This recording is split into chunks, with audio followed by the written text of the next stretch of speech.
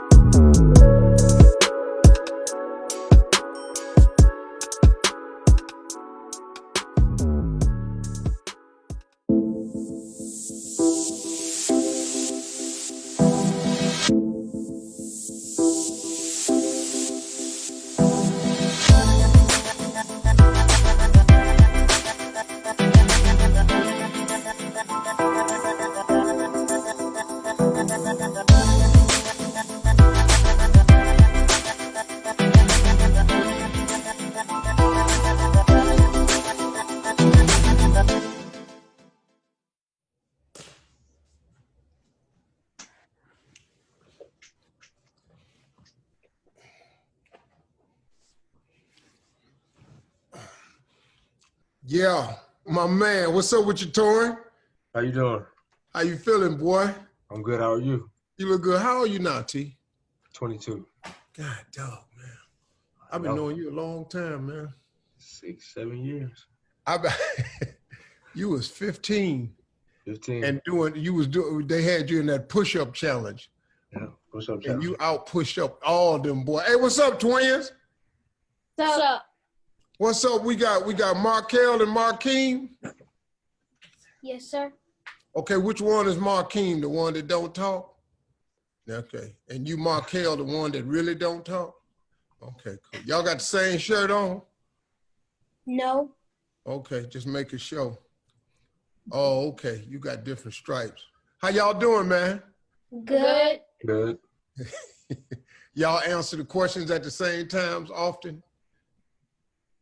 Yes. Sometimes. Yeah, I got twins too, man. I got twin daughters, identical twins. So I grew up with that, man. So welcome to how y'all doing, man? Good. I'm doing good. You doing real good. Tell me a little bit about yourself. Okay, first of all, who's the oldest first? Let's get that out the way. Yeah. Does he remind you of that all the time? Yes. Yes, sir. Oh, yeah. Oh, he try to play big brother on you? No, I do. Oh, you do? Yes, sir. Oh, that's rare, man. All right. So tell me a little bit about yourself. I'm 12 years old. I attend Utopian Academy for the Arts. The founders are T.C.S. Miller. I like fishing. I like soccer. I want to be a firefighter when I grow up. Wait a minute, man. You like fishing? Yes, sir. I was just fishing today. I just went fishing today. I done fished 4 times in the past week. That's what I do. I fish. Fish, man. Okay, that's pretty good. All right. Tell me a little bit about yourself, buddy. I'm 12 years old. I like World War II history. I like cooking shows. I want to be a chef when I grow up, and I like football. You like World War II what? World War II history. First time I ever heard that. That's pretty good, man. That's unique. You're going to be something special. Yeah, I was not good in history, man. I couldn't remember nothing. Probably because I didn't care that much. Okay, I got now Markel and Markeem, you go to a school from a friend of mine. What's the name of the school you all go to? Utopian Academy of the Arts. Well, the director of your school is Mr. Artesius Miller? Yes, sir. Yeah, you know him? Yes, sir. I know him too. You know how I met him? I met him, he was a student at Morehouse College, and he was friends with my sons. And he came down to the college, and we fraternity brothers, we're in the same frat. There's a fraternity, if you do go to college, all of you, that you should seriously look into, but it's not for everybody. You have to be born this way. There's a fraternity called Omega Psi Phi Fraternity Incorporated. It was formed by 4 men back in 1911. You might want to look into that. That's only if you're great, though. If you don't want to be great, go do something else. They have other groups. They have clubs you can get in, okay? If you go to. So I met Artesius Miller. He's a frat brother, and he opened up that school. So that's how I met him, and he's a great friend of mine. Is Trayvon there yet? Sir. What's up, man? What's good? Good, good. How old are you, Trayvon? 15. 15. Tell me a little bit about yourself. I like to play basketball, and like I do gymnastics, and I want to become an engineer when I grow up. You do gymnastics? Mm-hmm. Really? Yes, sir. I've never met a basketball player that did gymnastics. That's pretty good, man. Now, let me ask you something about that ball in your hand. Are you nice? You nice with it? Yeah, I'm pretty good with it. Got to tighten up on my handles, but I'm pretty sure if I practice hard enough, I get good at it. Hey, man, just look at all the footage you can of Kyrie Irving. You familiar with Kyrie Irving? Yes, sir. You play with Brooklyn right now. Get all the footage. He got the nastiest handles in the game.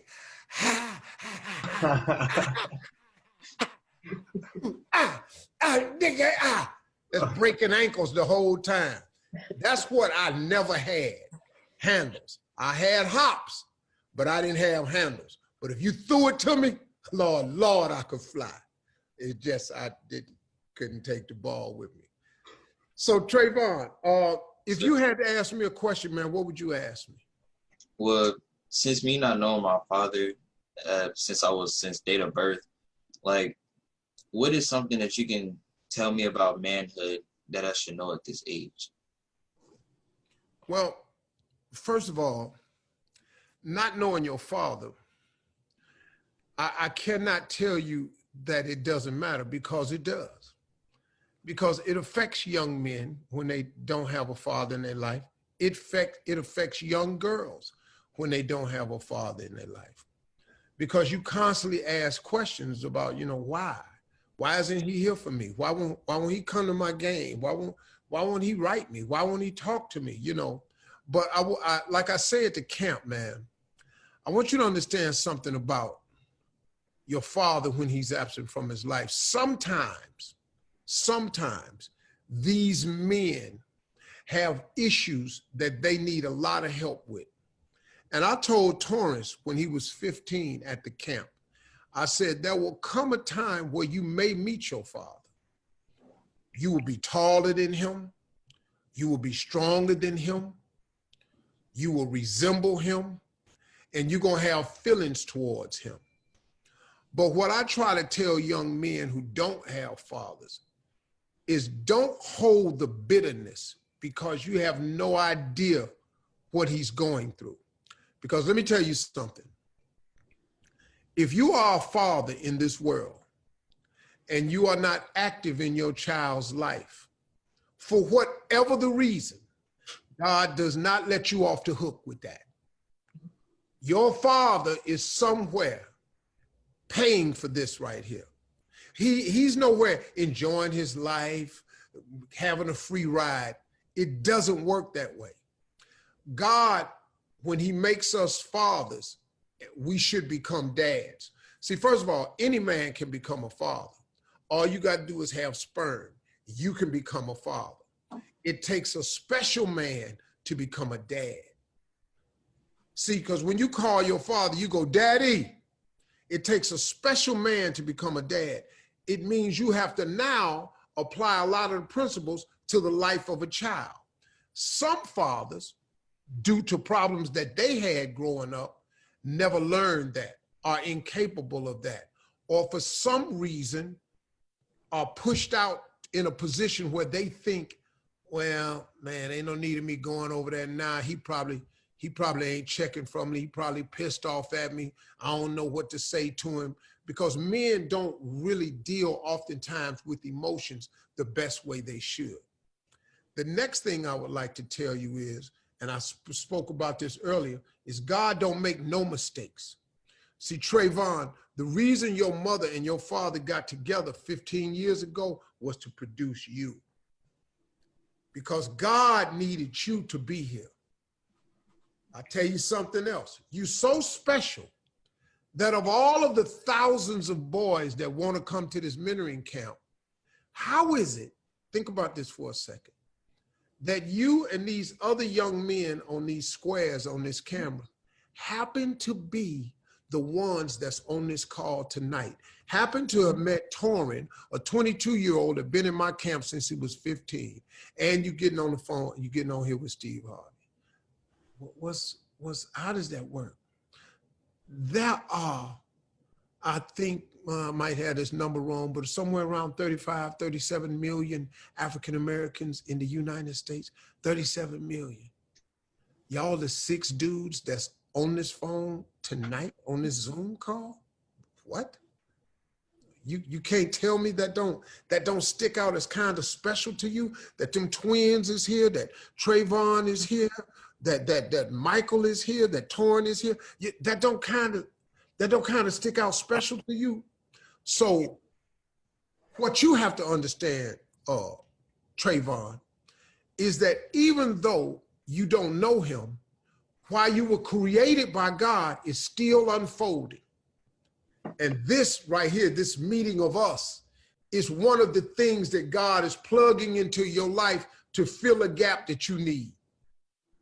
See, he know you've been wondering what's up with your dad. He know you've been wondering why he ain't here. And God has a way of fulfilling everything up, man. Like Torrin didn't meet his father until recently. And he had that one conversation with him, and then his father passed regretfully in March. And that was it. So he didn't have him all his life. Then when he met him, he only knew him for a short time, and all he got was answers to the questions. And that was it. His father gone. My father gone. See, so you are here, man, because you special. You special, man. You're a special dude. All y'all that's on this call is special. Every time I do a mentoring program, I remind all of the young men that they are special. So now, here's the one thing that I want you to understand. This is the #1 rule of manhood. If you live by this rule right here, it will make you one of the best men out there. This is the #1 rule of manhood. And my father told it to me. I taught it to all my sons. Here it is right here. Do what you say you gonna do. Now, the proper way to say that is to say, do what you say you're going to do. That ain't how I talk, so that ain't what my t-shirt say. Do what you say you gonna do. Trayvon, Markel, Markeem, Michael, if you live your life doing what you say you're gonna do, you will win the respect of everybody. See, if I tell you I'm gonna do something to my wife and I do it, she respects me because she know as her husband, I do what I say I'm gonna do. If I tell one of my kids I'm gonna do something and I turn around and do exactly what I say I'm gonna do, my children respect me because they say, wow, my dad does what he says he's gonna do. If I tell an employer that I'm gonna do something and I turn around and do it, my employer says, wow, we can count on that guy. Look, man, I've been on TV a lot of years now. On my sitcom, I missed one tape show in all my years of a sitcom, and that was the week my mother passed. On Family Feud, I've been on Family Feud for 11 years now. I've never missed a single tape day. 11 years. Because I do what I say I'm gonna do. Period. Across the board. Now, when y'all meet these little girls, Uh-oh, here we go. See, here's why I get your undivided attention now. See, when you meet these little girls, see, everybody won't listen to this right here. Check this out. When you tell a young lady that you're going to do something and then you do it, guess what? Most dudes don't do that. So they go, oh my God. Oh my God, he did it. You called when you said you were gonna call. You walked her home. See, dudes don't walk girls home no more because they don't even know player moves. They don't even know how to be. If I told a girl I was gonna walk her home after school, I walked her home. I didn't care if she lived that away and I lived this away. I walked her all the way home. I walked back past the school to go home. But I did what I said I was gonna do. Women respect that. If you tell your boy, hey man, I'll be at your house at 3:30 to ride with you on the bike down here, and you show up at 3:30, all your boys go, man, Trayvon do what he say he gonna do. That's the #1 rule of manhood. If you follow that rule, you will be the best man you can be, and everybody will respect that. You feel me? Yes, sir. I like you, man. I think you're gonna be nice. Started smiling when I mentioned them girls. So hey, where them twins at, Markel and Marquine? Yes, sir. Marquine, y'all like girls? Yes. I'm not getting one until I get in college. Huh? I'm not getting one until I get in college. Yeah, that's good. Yeah, I said that same thing. Yeah, hold that thought right there. That's good, man. Don't get no girl till you get in college. That's good. Wait till the end. That's what I did. Yes, Lord. Jesus. I can't tell you how that ain't gonna work, but okay. Go ahead. That's a good thought, man. You're not gonna get a girl till you go to college. Yes. Yes, sir. Yeah, well, that's good motivation to go to college. I bet I'll go to college then. If that's what it took me to go to college, I sure will go. Hey, where's Michael at? Let me see Michael. Right here, sir. Hey, Michael, how you doing, man? I'm good, Steve. What about yourself? I'm Mr. Harvey. Steve was your equal. We ain't equal. Tell me a little bit about yourself, man. I'm 14 years old. One day I want to be an engineer. I like to go outside. I like to play video games. I like to spend time with family and friends. I just like to have fun, you know. I like to live my life as much as I can live my life because I know if I don't get to do what I want to do, then I regret. I don't want to leave this world with no regrets. So I want to live my life as much as I want to. I want to do everything that I say that I want to do before I leave. Okay, that's fair. So tell me a little bit about something you want to do. What do you want to be? Do you know yet? Yes, sir. I want to be an engineer when I grow up. Oh, engineer. Yes, sir. There's I got a lot of kids be coming on here talking about they want to be engineers. That's good. I didn't even know what that was at 14. I didn't know what an engineer was. What type of engineer do you know? I want to engineer, like I want to design buildings basically. Like, Oh, okay. You want to get off into the big money. yes, sir. Yeah, that's good. All right, man, let me ask you, if you could ask me anything, what would you ask me? I want to ask you, what advice would you give to someone who went through the same situation as you, not growing up, not having a lot, and not having any real positive role models? Well, look, man, because we grew up poor, I was very fortunate. I had a mother and a father who gave me so much in terms of guidance and love. They made up for the lack of money that we had because we didn't have a lot of money. It was funny, man, when I became successful, I went to pay off my mother and father's house and they owed $14,000 on their house. My mom and daddy's house cost $26,000. I didn't even know that till I was grown, you know. And so you live in a $26,000 house, man. You got to know you ain't rich, right? So I grew up really, really poor. What happened along the way was after I flunked out of school and I tried to chase my dreams and I became homeless and lived in a car. You know, my story is pretty well documented. And I caught it, man. I caught a lot of hell along the way. The advice that I have for young people is this. You have to have dreams that are so big that they overcome all of your fears. Because the biggest cause of failure in this country, in this world, the number one cause of failure in this world is the fear of failure. Most people don't try because they're afraid they'll fail.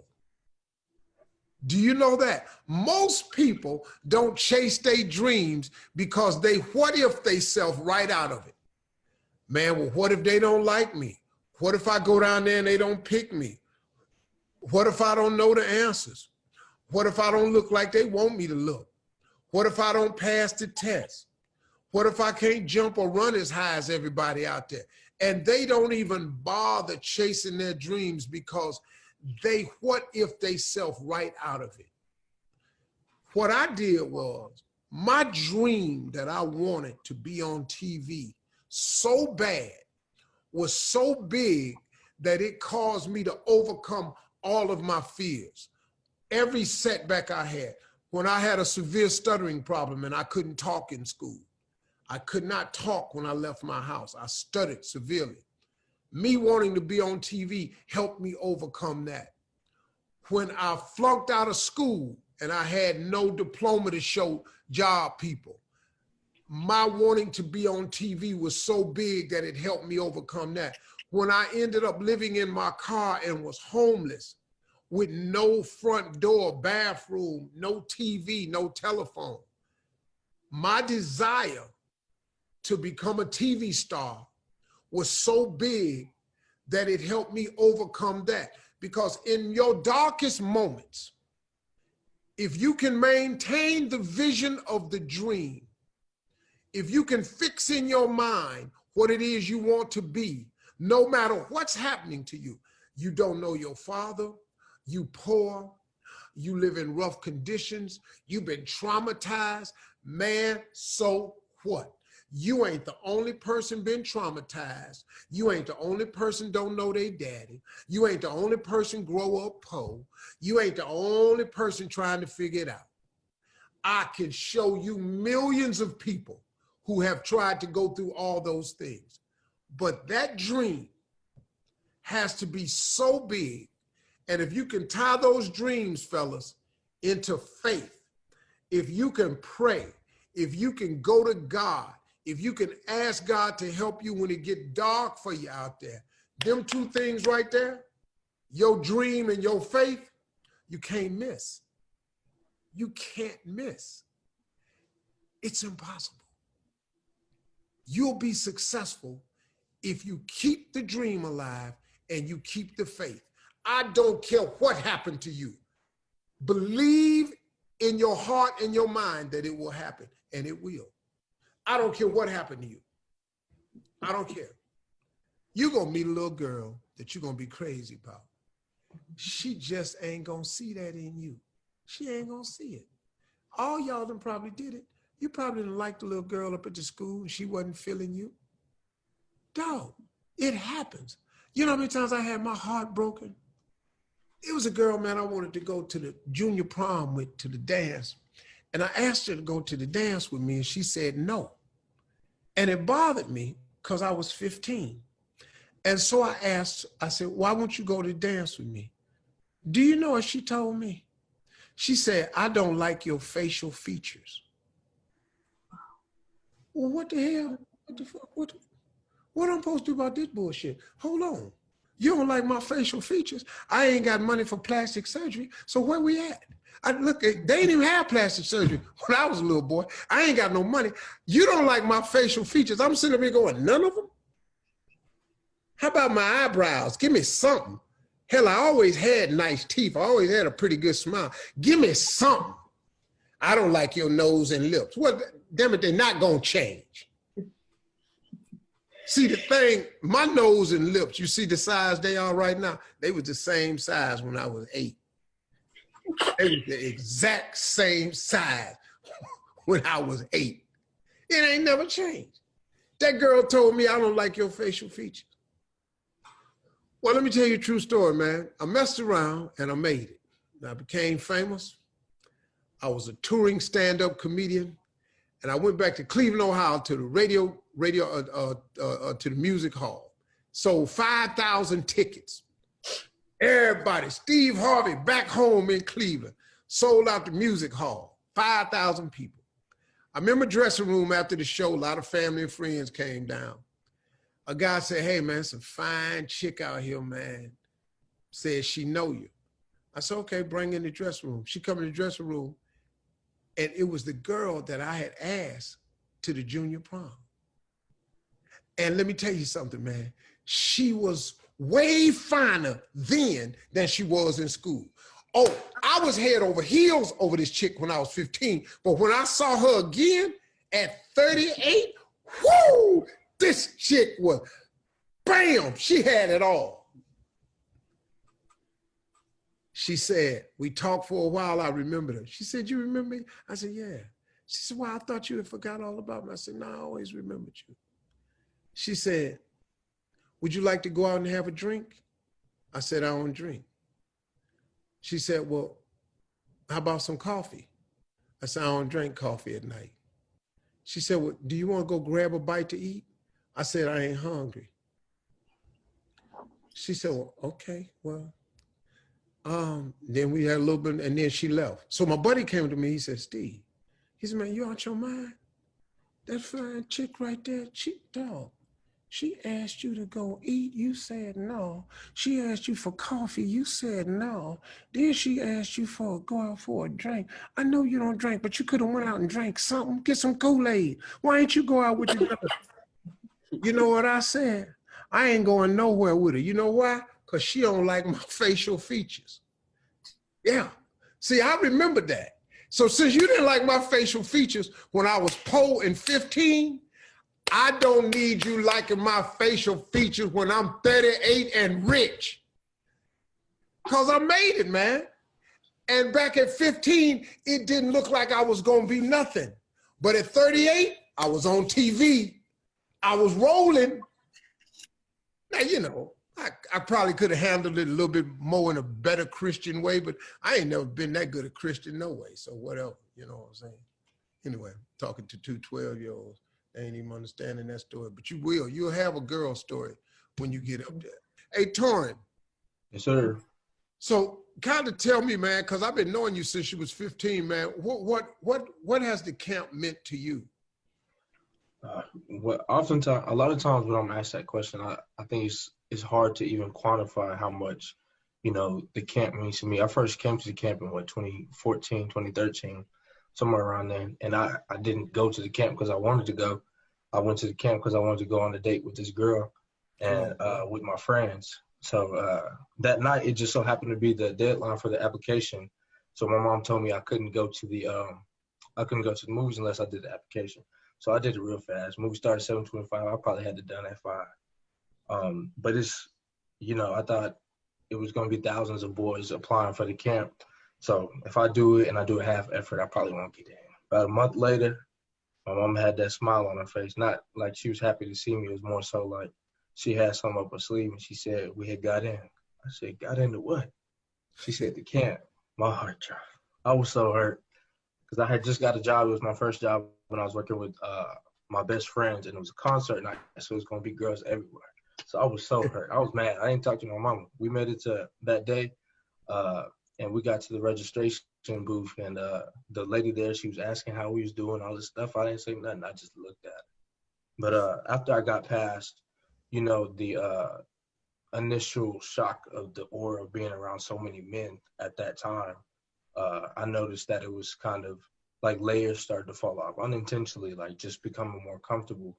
And I would say like one of the biggest things I've learned from the camp was the ability to dream, because I think oftentimes as Black boys we get so much pressure put on us, whether it's from our mom's fears or our own fears or just the overall societal pressures, that we forget how to dream so much because we're trying to figure out how to survive. And then I think that the camp gave me the ability to dream back. But I would say probably the biggest thing I learned from the camp is something that I didn't really anticipate getting. Because, you know, we do the conversations with our father at the end of the camp, and I won't give too much on it.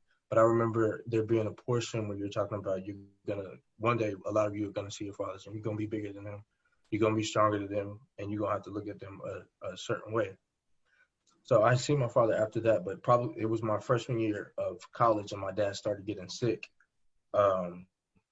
So I gave him the opportunity to talk, but that weekend I went down to see him in the hospital, and I told my mom to leave the room, and I asked every hard question that I could ever think of. Where were you? Why weren't you there? Why were you around my two youngest sisters and you weren't there for me? So I asked all the hard questions, and he answered them. And after that, our relationship was good. But fast forward to March of this year, I lost my dad. But when he left, he didn't leave me necessarily with questions because I had those answered from the camp. And that's something that I didn't anticipate I was going to need that. But I have no clue where I would be if I didn't have that. Wow. Well, sorry for your loss, man. But, you know, one of the things, man, that we go over in the camp, and I try to impress upon the boys, because so many of them don't know their fathers that come to this camp. I try to impress upon them, man, that they are not mistakes, that God don't make mistakes, that your mother and father was put together for the sole purpose of bringing you into this world, because obviously God has a plan for you that's special above and beyond whatever they thought it was going to be. When my mom and dad was living, my father told me one time, he said, son, me and your mama never would have imagined in a million years that one of our children would live and do the things that you've done with your life. That was a great moment for me to understand that, but it also taught me that God don't make no mistakes, because my parents, my mother was accidentally pregnant by me, because my mother had me when she was 42 years old. So see, they wasn't even looking for no more kids. My youngest brother is 11 years older than me. And my father used to tell me all the time when I would be talking to him sometime, he said, I don't know why you talking to me. You ain't even supposed to be here. You know, that was his running joke with me. But me and my father had a great relationship. But I do appreciate the fact that I was growing up understanding that God didn't make a mistake when I was born, and neither did he make for you, because you're going to turn out to be a fine young man. Who's some of your role models, man? Some of my role models? Of course you, but I think I look at people like James Baldwin, Malcolm X, people in the media, you know, like Charlamagne the God, Angela Rye, but I also look at people like Robert F. Smith and Stephen DeBerry, as well as Rashawn Williams, because I want to get into business, finance world. Wow. Yeah, Robert Smith is one of mine. I got something for you, man. I got a friend of mine that's standing by, and I asked him. I didn't even ask him. He just called and found out this what we was doing. He said he wanted to be a part of it. I think this guy right now, for me, and I sent him a text about a week or so ago, and I said, hey man, right now you're that guy. You're that guy for the culture. I think that we are at a platform in our life where we need younger voices out there that's not a preacher. See, back in the day, all of our leaders were reverends and ministers. I think we've gotten to a stage in our life where I think it's time for other voices to roar. Young lions, man, that speak a different language. And please know, there's nothing wrong with praying God. You got to have it. I wouldn't even be here without it. But in this movement that we have, in this culture that we have, we need some of those other voices. And I think that this dude, Charlamagne the God, that you mentioned, is one of those guys. And I think I got him here today. Where's Charlamagne? Charlamagne, what's up? What's up, Unc?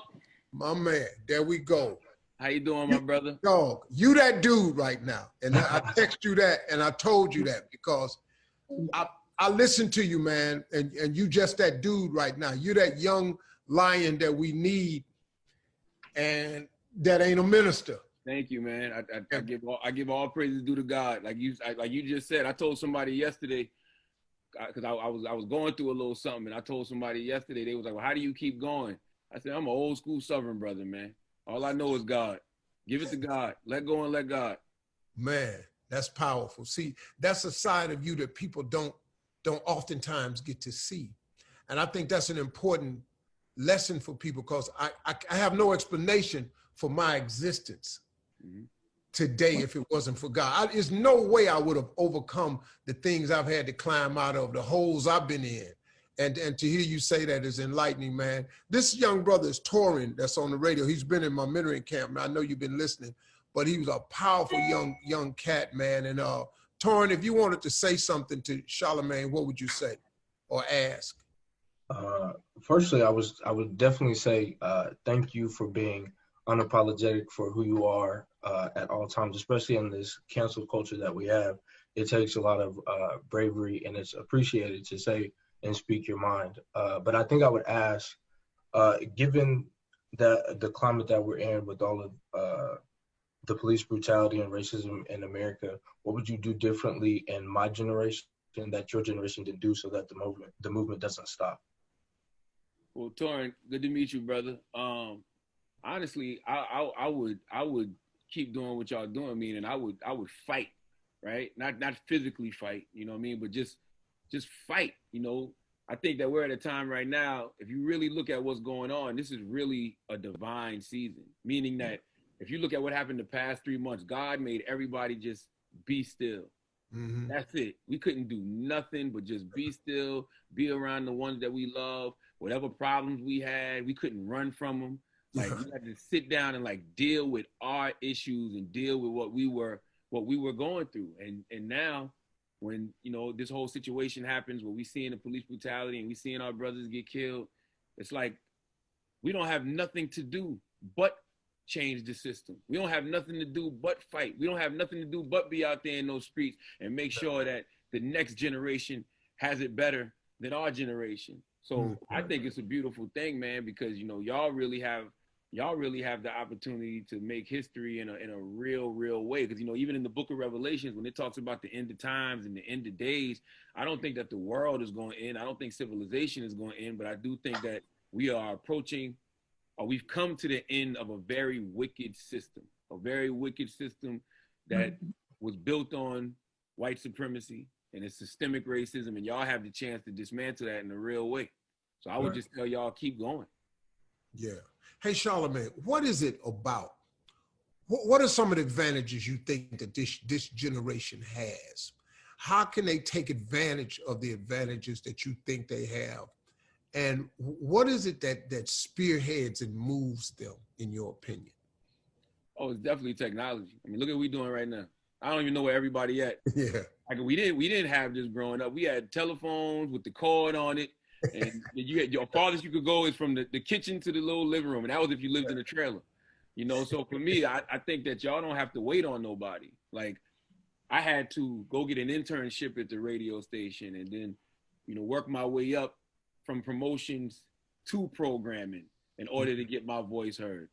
You young brothers, y'all don't have to do that. Y'all can, you know, get on Instagram Live. You can start a podcast. You can get on YouTube and do YouTube videos. Like, you can literally, you know, curate your own personality and your own brand and create your own little ecosystem just by having a laptop. I didn't have that. I didn't have that luxury of that type of independence. Y'all have the luxury of a different level of independence that we didn't have growing up. Yeah. Okay, Charlamagne, let me ask you this, because we're going to have young men on here that's struggling with how to make it from the current set of situations and circumstances that they find themselves in. You have a background, a past, just like I have. I thank God that there was no computers or social media to record my endeavors before I got here. There's no way I could survive what I was. What do you say to young people who have a checkered past or just trying to cope with the reality of the neighborhoods that we grew up in? What's your encouragement to those young men? Man, I would tell you, don't be afraid to grow. Don't be afraid to evolve, because the first 2 books my father ever gave me was the autobiography of Malcolm X and To the Black Man by Elijah Muhammad. And the reason he gave me both of those books was because when you read the autobiography of Malcolm X, that is the greatest story of the evolution of a man.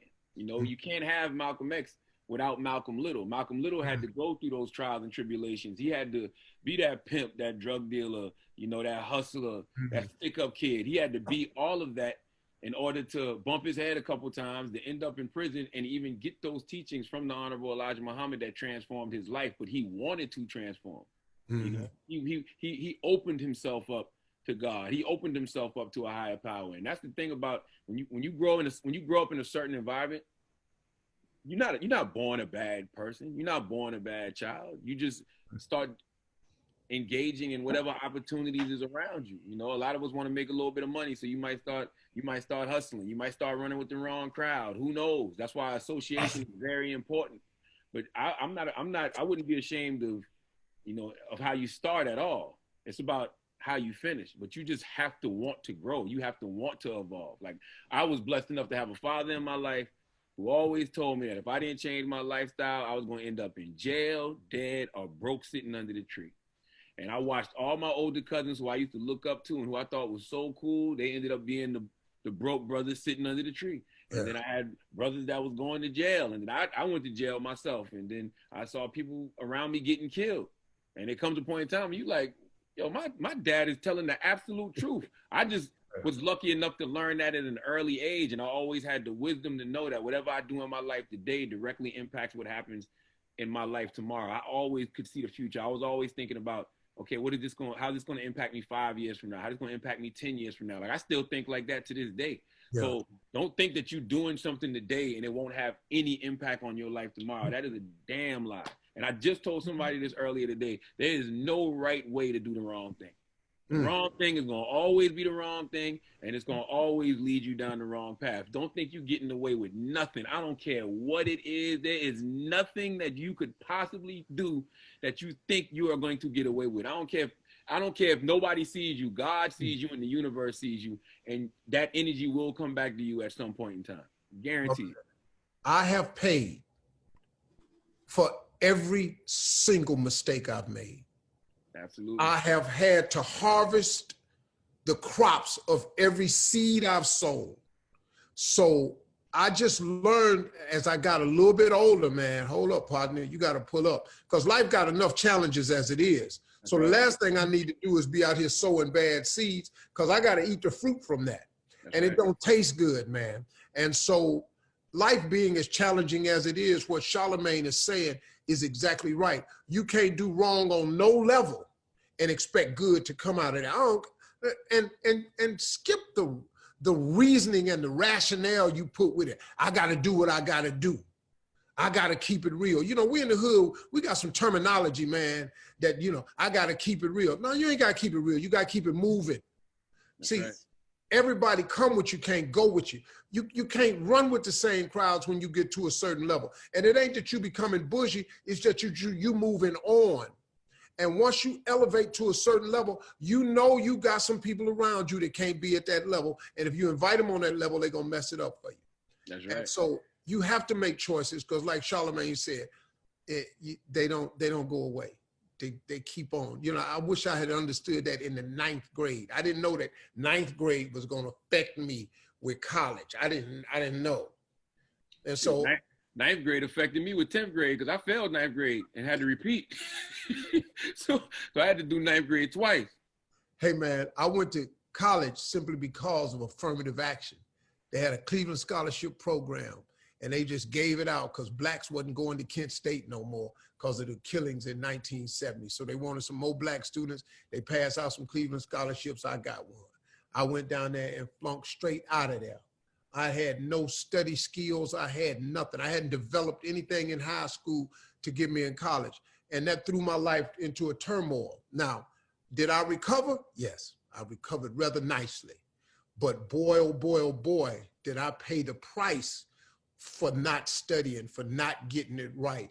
And it takes you a long way around. Not to say you can't get there, but Charlamagne, man, I just appreciate you, man. I want to say this to you personally. You are that dude right now. Look, man, anytime Fox, CNN, wants to hear your voice. Now, when Fox wants to hear your voice, it's so they can tangle up the voice and discredit the voice. They're aimed at the uplift and edification of this administration. So I get that. But I have watched you educate yourself on the issues. And brother, you one smart street dude that has educated himself and become such a relevant voice for culture. And right now, your voice, Charlamagne, is causing this culture to go after what is due to them. And I'm proud of you, man. And I think you that dude, man. I mean, the world coming from you, because, you know, you've laid a blueprint for a lot of people in this space. You know, I mean, of course, you started off in comedy, but, you know, once you got on that radio and became this multimedia mogul, like you the person people reference when they in them rooms. Like, what do you want? I want to build an enterprise like Steve Harvey got. I want to build what, you know, I like to use the black people. So I say Steve Harvey. You know what I'm saying? But like, you have a multimedia conglomerate that nobody can take from you. And not even just the media, just the other moves you make with agriculture and just different forms of business. It's like, man, yeah, I want LV Global, just like this. Like that. Like you got Steve Harvey Global. Yes, absolutely. Yeah. That means the world coming from you. It does. Thank you, man. Hey, listen, I'm going to invite you. You know, I do my, you've been to my mentoring camp before. Yes, sir. You rode around down in Georgia on four-wheelers. That's when I met you for the first time. And we had a 2-hour conversation. And that's when I fell in love with this brother. I'm going to invite you back, man. You know, but we're doing our mentoring camp this year virtually because of coronavirus. So I'm asking you, man, if you will, just pop in and do a little something over the computer for us. I'll be there because mentorship is important. Like even that weekend, you know, because I was in the process of writing my first book, and we was riding around on the four-wheeler. Mm-hmm. And you said to me, what you gonna name your book? And I said, I want to name my book I Don't Give a F, and Neither Should You, a self-help guide on how not to give a F. But I said the F word, right? Yeah.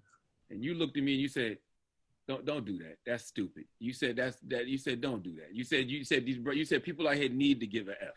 He said that's the problem. Y'all don't give a F. And you broke it down in such a way where I understood what you were saying, and that from a principle perspective. But then you said on the business side, like that's not gonna fly. Like and you told me, you said you stand for something, and you have these lessons that you give out.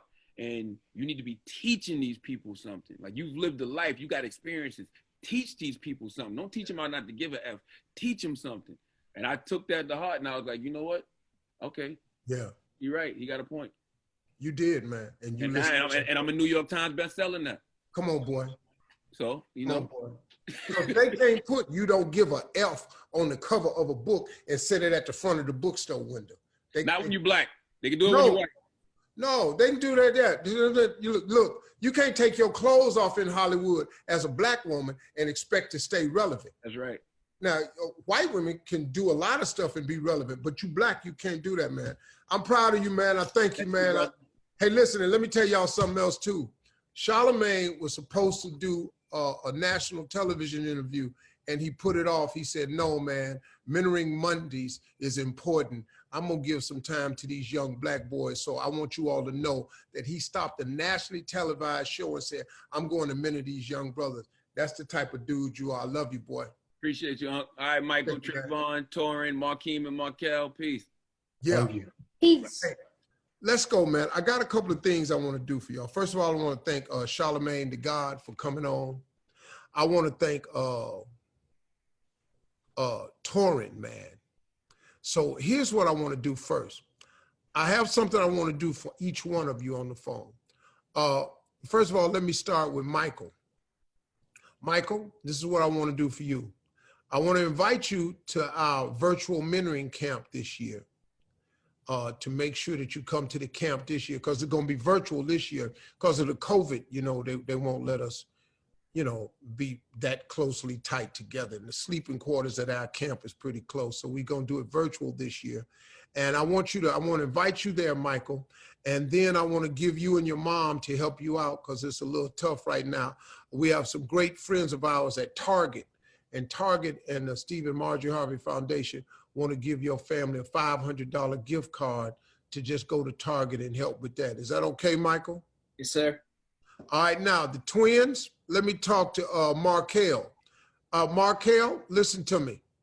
I'm inviting both of you, you and your brother, to the virtual mentoring camp this year. And so both of you will come to the mentoring camp this year. And Markel, I heard you say you like to fish, right? Yes, sir.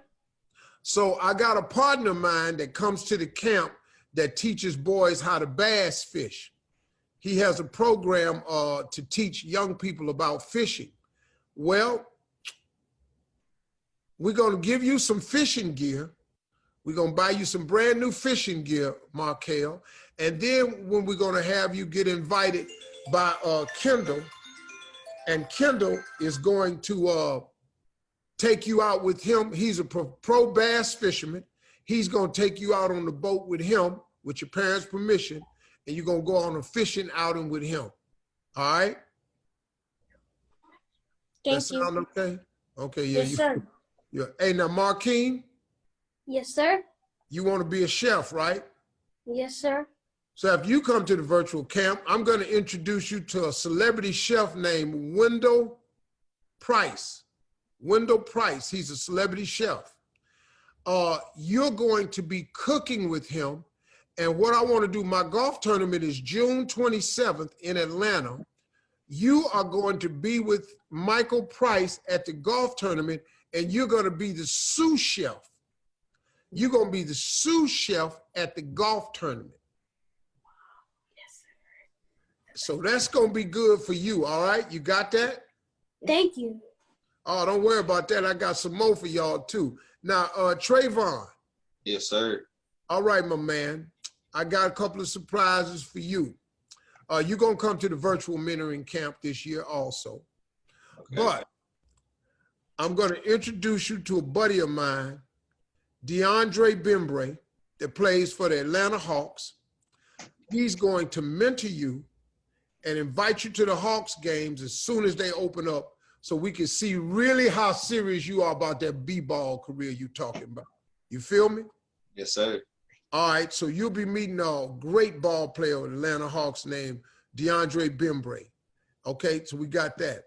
And then next year, for all of you young guys, next year when things open back up, I'm flying all of you to Atlanta and your parents to fly to Atlanta to come to the Steve Harvey mentoring camp for boys down at the Rock Ranch, Chick-fil-A Rock Ranch down in Georgia. And I'm gonna fly all of you all in. And I'm gonna ask Torrin to do me a favor. Sure. Torrin. Now, Trayvon, Yes, sir. Markeem, Markel, and Michael. Sometimes, man, you need somebody to talk to. You need a mentor. You need somebody that's gone through it, that know a little bit. And this young man, Torrin, is 22 years old, and he could be like a big brother to you. So I'm asking you, Torrin, would you volunteer to pay it forward and mentor these young men? Most definitely. So fellas, after this, you all stay on the line. You're gonna get Torrin's phone number. I want y'all to Skype, Zoom, do whatever you gotta do, stay in touch, text, and you can call on him to ask him questions. This is a fine young man. I've known him since he's 15, man. He's solid, he's strong too.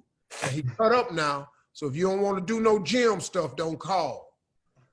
He about the business of physical fitness. So, hey, like Markel and them, like if y'all wanna be physically fit, you need to talk to this boy because he's strong, he's structured. He look a lot like I'm built. See, I'm nice.